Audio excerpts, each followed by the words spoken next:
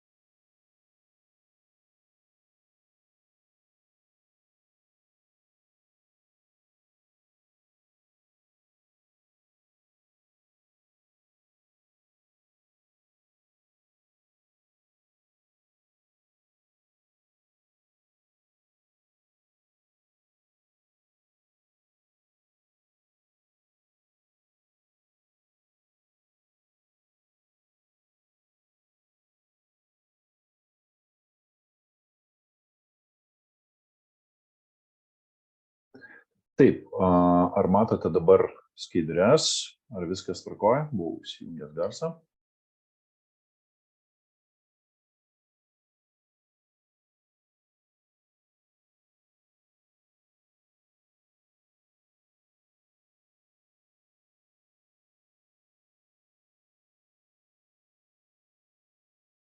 Čia matau, dar Lilija Petraitienė diskutuoja apie 3D printinimą klausimai Edgarui Janušauskui.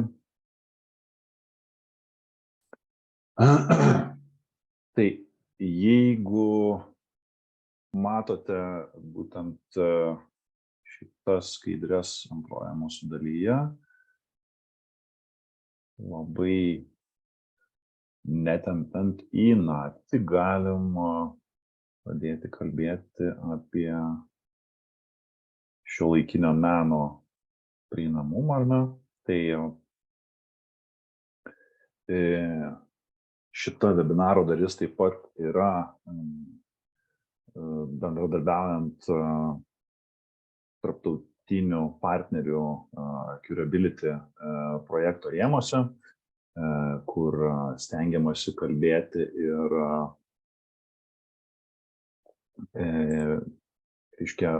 daryti tam tikras inovacijas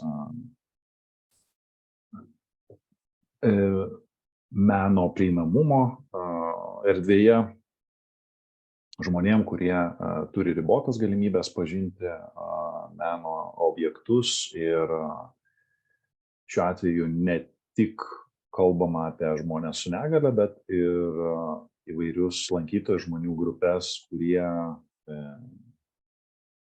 žengia tik pirmuosius žingsnius meno galerijų ir muziejų pažinimo erdvėje. Tai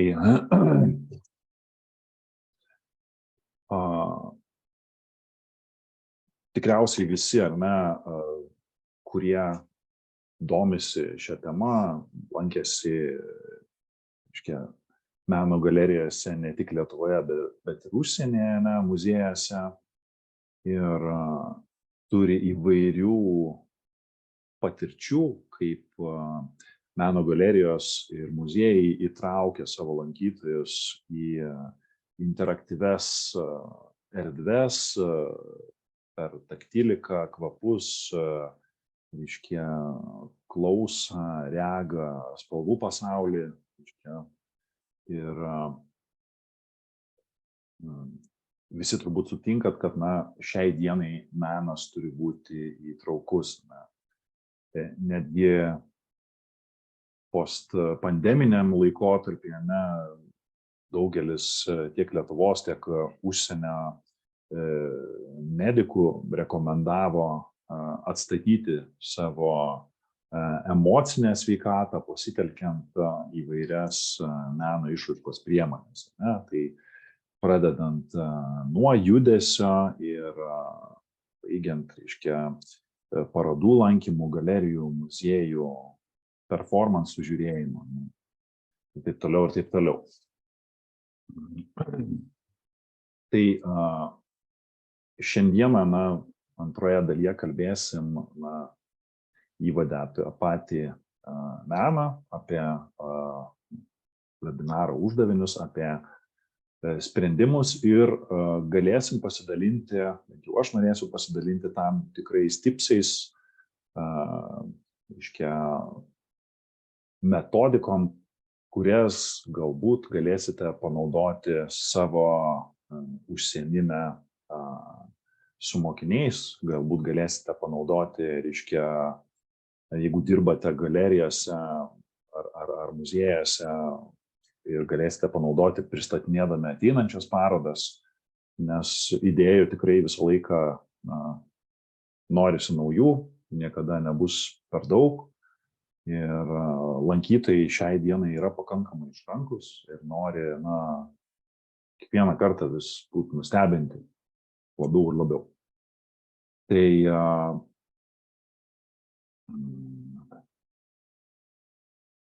mes turbūt galėtumėm, reiškia,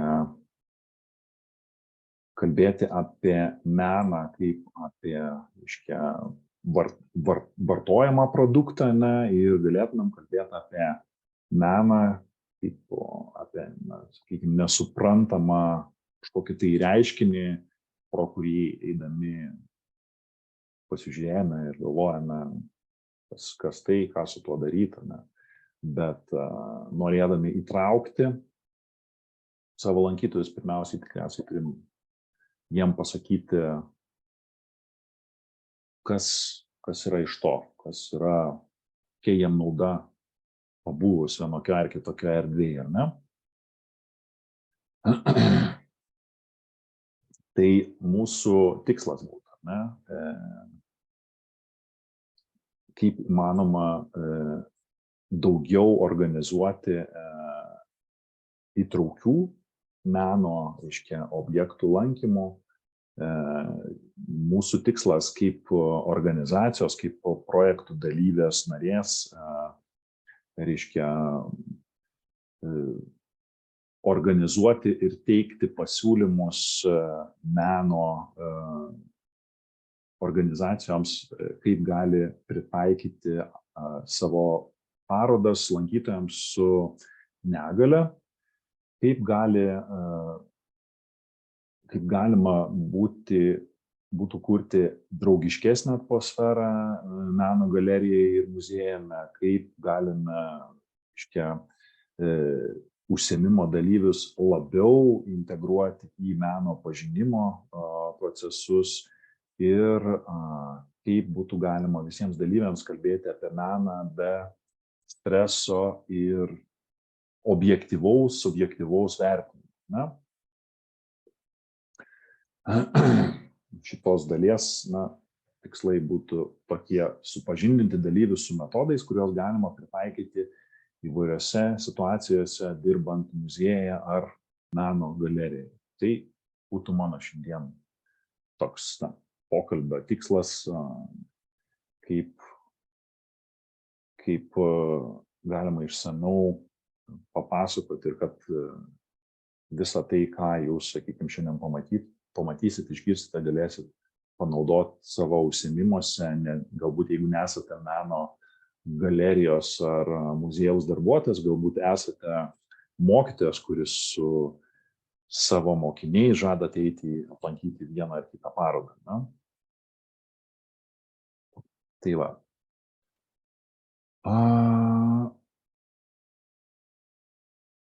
Pirmiausiai, išeinant į erdvę, kur mes susitiksime su menu, reikia nuteikti auditoriją, lankytojus, kad jūs išgyvensite tam tikras emocijas, ne? Nes menas tai yra pagrinde, viskas apie emocijas, apie žmogiškasias emocijas, kurios nėra nei geros, nei blogos ir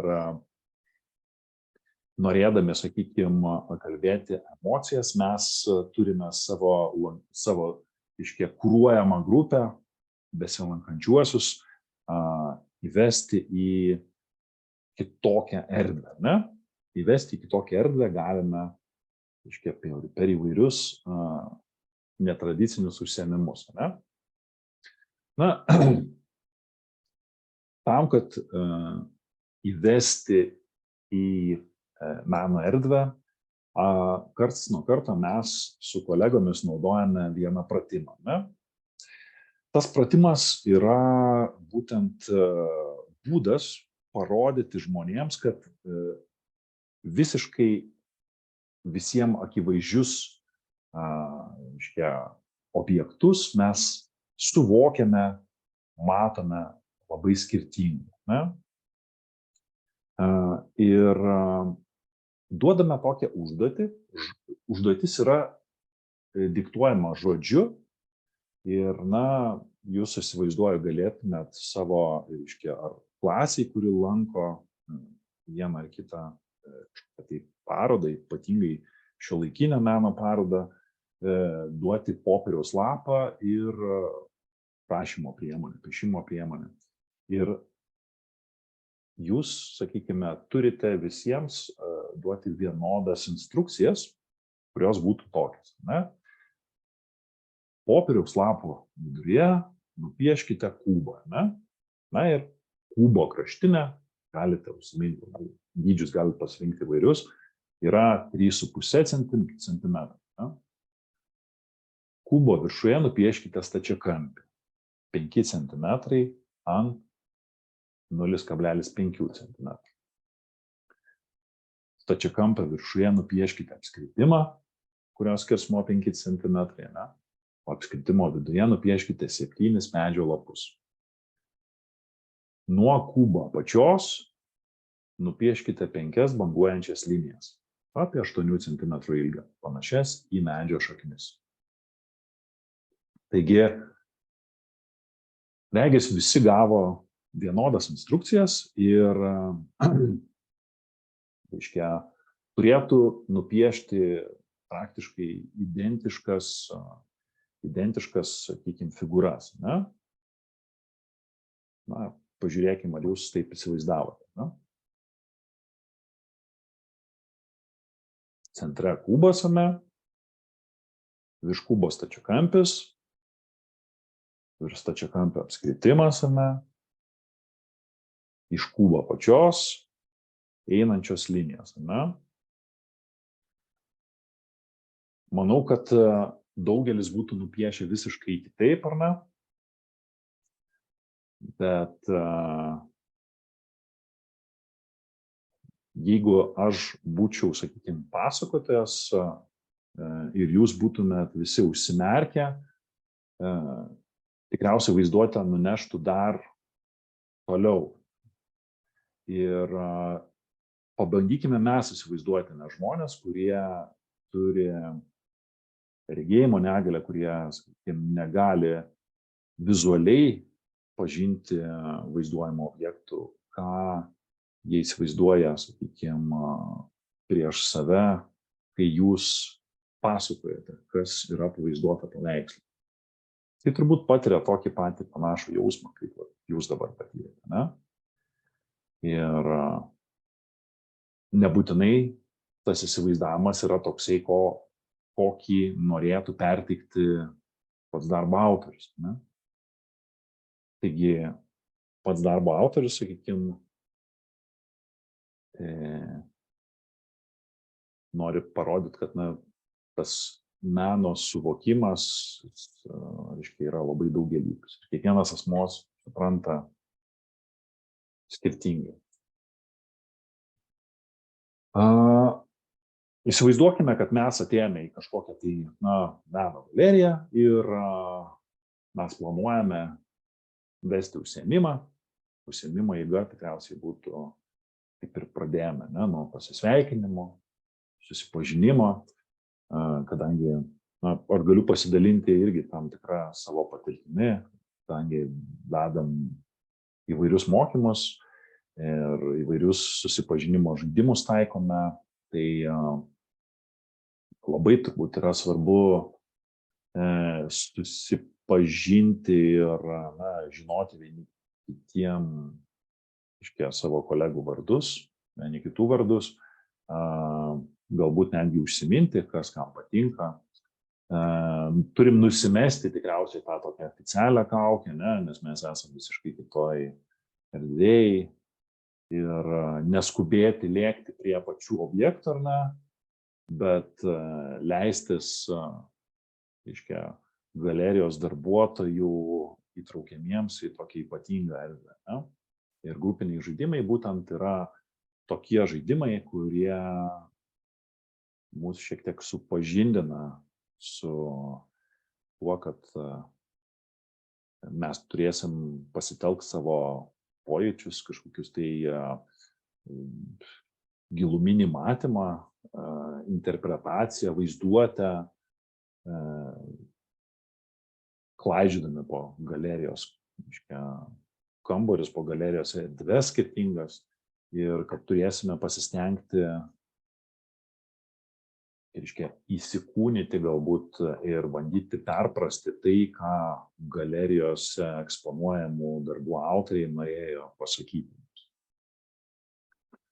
Labai svarbu yra, dirbant su vaikais ir atėjus į naują, erdvę, yra judėjimas ir darbas su savo paties kūnu, toks išlaisvinimas ją. Vėliau,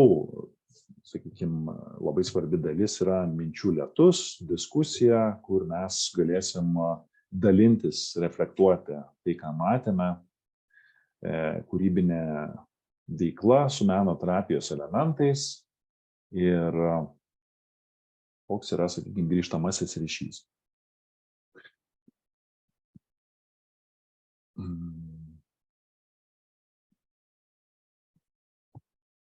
Taigi, pirmiausiai, mes galim pasiruošti kaip meno gidai, kaip meno galerijos gidai tam tikras, korteles. Kortelėse gali būti pavaizduoti skirtingi pasisveikinimo būdai ir leidžiam savo mokiniams pasirinkti, kokį pasisveikinimo būdą, arba tarpusavy, arba su galerijos darbuotojais jie norėtų naudoti. Ne? Ir jie gali pasakyti tik tai, numeris 1, 2, 3 arba 4. Tai leidžia jiems suprasti, kad menas ir skirtingi meno išraiškos būdai yra lygiai taip pat kaip ir pasisveikinimas. Mes galim siųsti tą pačią žinutę, tik tai skirtingomis priemonėmis. Galime užrašyti, galime paliesti, galime apkabinti, galime siųsti kažkokį simbolinį žestą ir taip toliau. Labai svarbu, kalbant apie meno suvokimą, apie buvimą galerijoje, labai svarbu yra išsiaiškinti su vaikais, kaip jie jaučiasi šiandieną, kaip jie jaučiasi atėję. Dėl to, kad jausmai yra svarbu, kaip mes priimsim tolimesnę, tolimesnį informaciją. Ar mes jaučiamės mieguisti, ar mes jaučiamės įsiblaškę, susimąstę, ar juokiamės, jie tai gali arba nupiešti, arba gali, pavaizduoti ženklais, užrašais ir taip toliau. Gali būti, kad, žmogus visiškai nenori dalyvauti, jis tiesiog parodo, kad jis yra, ignoruojantis arba supykęs ant kažko. Tai irgi yra jausmas, labai svarbu parodyti, kad mes tai išgirdome. Dažniausiai aš, bendraudamas ir norėdamas pradėti tą tokį, sakykime, kitokį kontaktą, atidaryti vartus į kitą erdvę, ypatingai su jaunuoliais, mes sėdam ratu ir bandome įvardinti jausmus nuo 1 iki 10, bandyti reikia, kaip tai visi pasisakytų, kodėl taip jaučiamės. Ir galbūt netgi kai kurie išdrys pasakys to priežastį, tai paskatins ir kitus grupės dalyvius atsiverti. Mes visi kartu, tarsi kažkokia simbolinė, gentis, pasidaliname savo jausmais ir visiškai neužilgo eisime kartu į nepažinę kažkokią tai erdvę.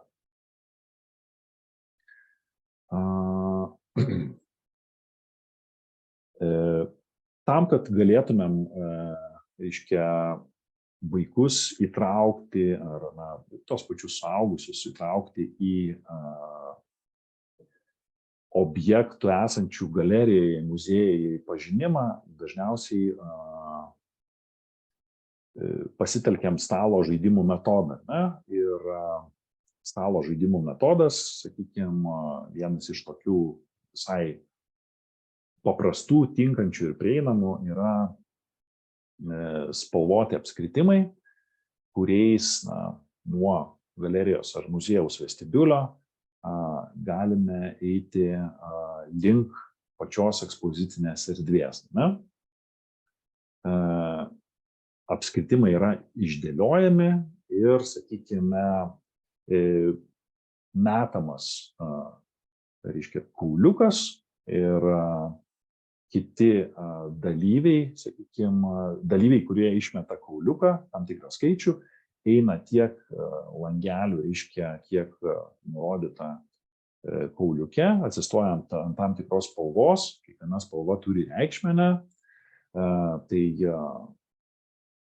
kaip matote, mėlyna spalva, atsistojus ant mėlynos spalvos, mes sakome labas visiems, ir galim pasakyti aplinkui esančiam žmogui, aplinkui esantiems žmonėms kažką tai tokio mielo.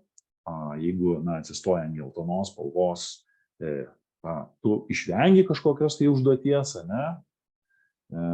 jeigu atsistoja ant juodos, tai tu eini vieną langelį, vieną apskritimą atgal. Jeigu atsistoja, sakykime, ant raudonos spalvos, tai galim sugalvoti tam tikras užduotis susijęs su paroda. Pavyzdžiui, vaikas, jaunuolis atsistoja ant raudonos spalvos ir tu jam duodi užduotį, kad parodoje jis turi surasti kažkokį tai objektą, kuriame pavaizduotas kažkoks gyvūnas, žuvis, voragyvis ir dar kažkas tai tokio. Tai dar labiau pagyvina patį įsitraukimo procesą. Vaikai nenuobodžiauja, jiems yra labai, sakykime, įdomu išpildyti prieš tai vykusio žaidimo užduotis ir jie ne tik stebi, kas parodoje vaizduojama ir kas, sakykime, ką parodos autorius nori pasakyti savo paveikslų, instaliaciją ar dar kažkuo, bet jis stengiasi atrasti ir papildomų detalių. Taigi, lankant parodas labai svarbu su parodos grupių lankytojais, vaikais, jaunuoliais ir žmonėmis, kurie gilinasi būtent į šitą meno pasaulį, atlikti tam tikrus judesius su kūnu, nes kūnas irgi yra viena iš patyriminės dimensijos priemonių. Tai galime sugalvoti parodos, reiškia, lankymo metu užduotis, kaip jau ir minėjau, kažką tai surasti parodoje, ne? Ir vaikščiojant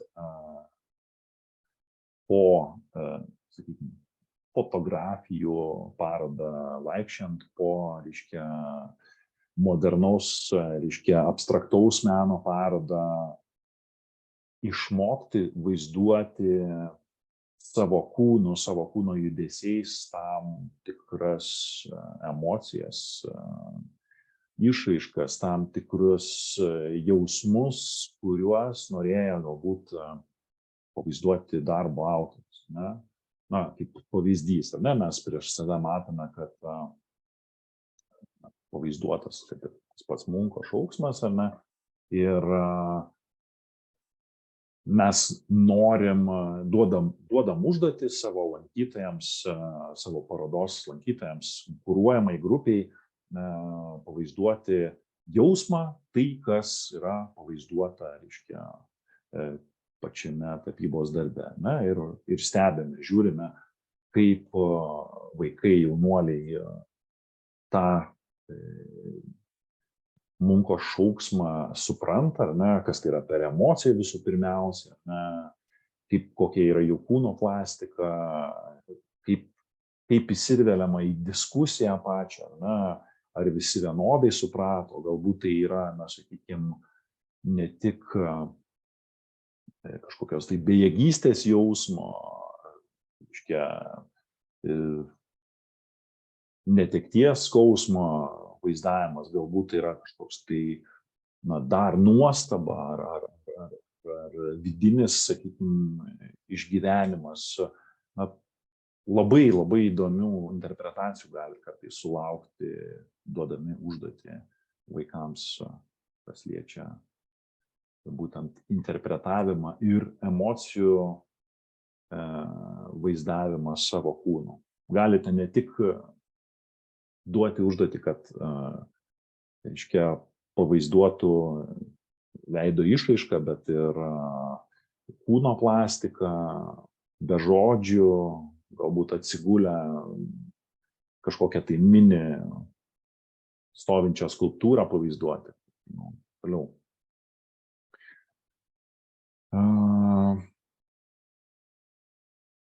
Labai įdomi užduotis, sakykime, yra minčių lietus. Tai būtent po pačios parodos apžiūrėjimo ekspozicijos, reiškia, pabaigoje mes turime iš anksto pasiruošę tam tikras korteles su panašiai kaip Dixie kortas, ne? Tam tikras korteles su matytais objektais ir arba leidžiame traukti, arba, na, užvestas, reiškia, paliekame ir tada vaikai intuityviai įsitraukia kiekvienas po kortą ir pavaizduotus objektus, reiškia, apibūdina, ne? Minčių lietaus metodas, tai kad, na, vieni objektai mums asocijuojasi su džiaugsmu, su liūdesiu, su reiškia, kažkokiu tai keistumu, ar iš vis neapibrėžtumu, ar dar kitokiamis emocijomis, ne?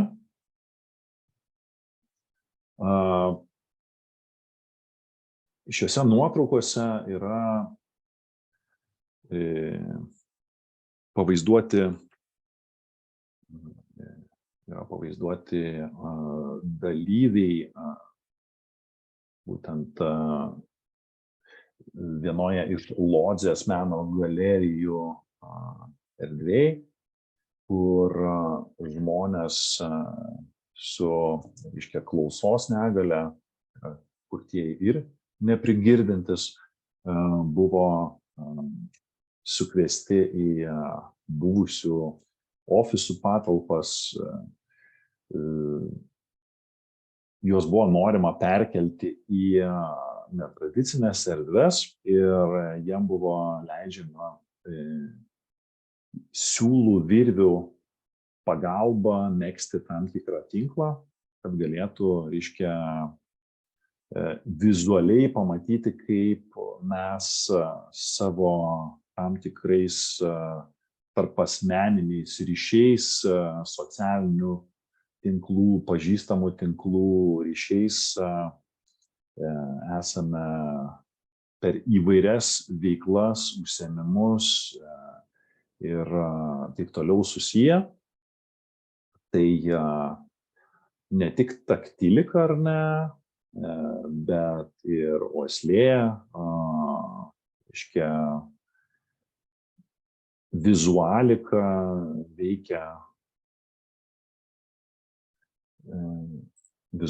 veikia mus dar labiau, sakykime, negu klausimas, girdėjimas. Ne?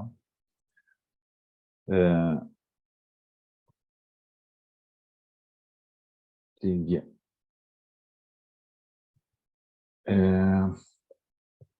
kalbant apie refleksiją po įvairių meno, meno parodų, galerijų lankymo, labai svarbu išsiaiškinti, kaip jūsų grupiai patiko ar nepatiko, ką jie tame pamatė, ar ne, ir labai svarbu užduoti keletą tokių esminių pagrindinių klausimų. Tai galime, sakykime, atsistojus prieš grupę, čia kaip pavyzdys, toks vienas praktinis patarimas, kaip pavyzdys gali būti atsistojus prieš grupę, galim sakyti, įsivaizduokime, kad mes turime ratą, apskritimą, ar ne, ir apskritimas, reiškia, turi kažkokį simbolinį galbūt daiktą viduryje ir, sakykime, užduodant klausimus, mes turime savo poziciją išreikšti atsistodami arčiau arba toliau apskritimo centro. Tai jeigu mes užduodame, sakykime, klausimą, ar šiuolaikinis menas jums buvo įdomus, tai kas buvo šiandienos ekspozicijoje, jums buvo įdomu, tai jeigu jūs, pavyzdžiui,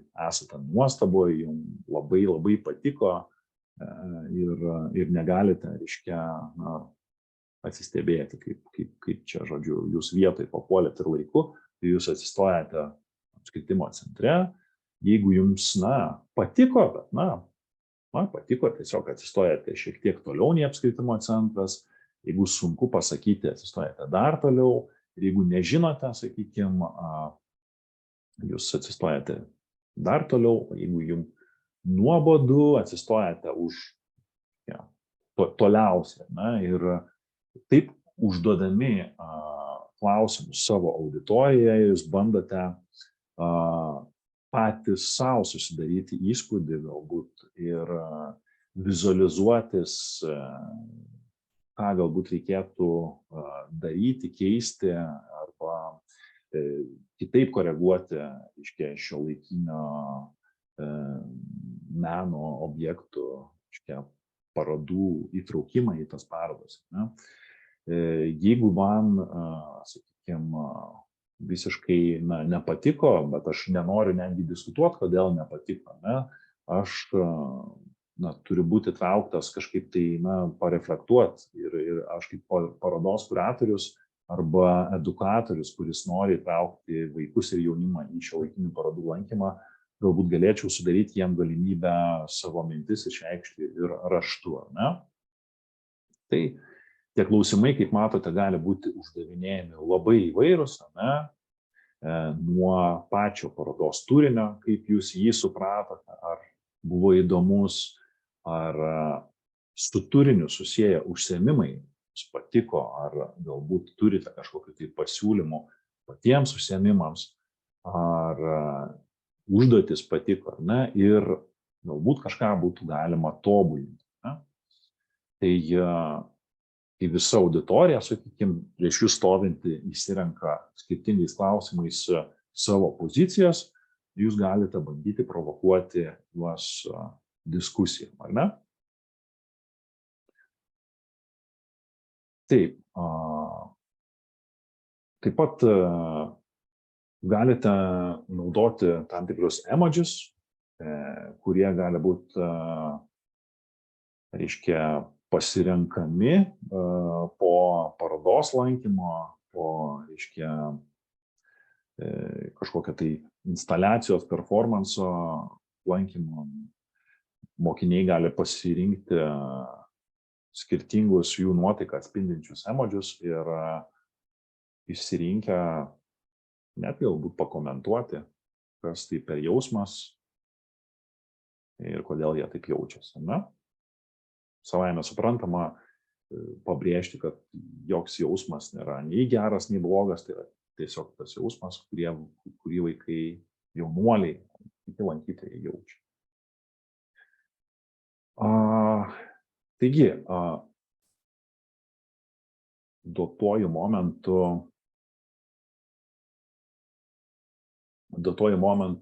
kaip ir baigiame abi šito webinaro dalis. Labai dėkoju už jūsų dalyvavimą, kurį įsitraukėte, daugiau vieni, kiti mažiau. Ir norėtumėm palinkėti turbūt tiek edukaciniai projektai, tiek bendrai mūsų tarptautinė partnerių komanda toliau domėtis būtent meno objektų ir muziejų įtraukiuoju pažinimu. Ir labai prašytumėm šį internetinį seminarą įvertinti ir paprasčiausiai turbūt galite tai padaryti nuskanavę QR kodą, kurį matote ekrane. Jeigu turite savo telefonus, ne? Ir jeigu neturite telefono, kuriuo galite nuskanuoti QR kodą, pokalbių langelėje, būtent bendrame čate galite paspausti nuorodą ir nuoroda toliau nuves jūs į anoniminę anketą. Ir anoniminėje anketoje galite būtent vertinti, kaip ar gavote kažkokios naudingos informacijos, galbūt dar norite kažkokiais tai patarimais pasidalinti ar savo matymais ir vizijom, kaip tam tikri dalykai atrodo jums. Taigi, ačiū labai už jūsų skirtą laiką ir tikiuosi, kad laikas neprailgo ir kažką sužinojote įdomaus.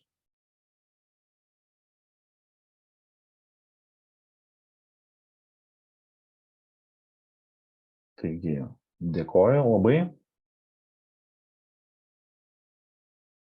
ir geros dienos jums, gražaus pavasario, ačiū labai, sėkmės jūsų darbuose.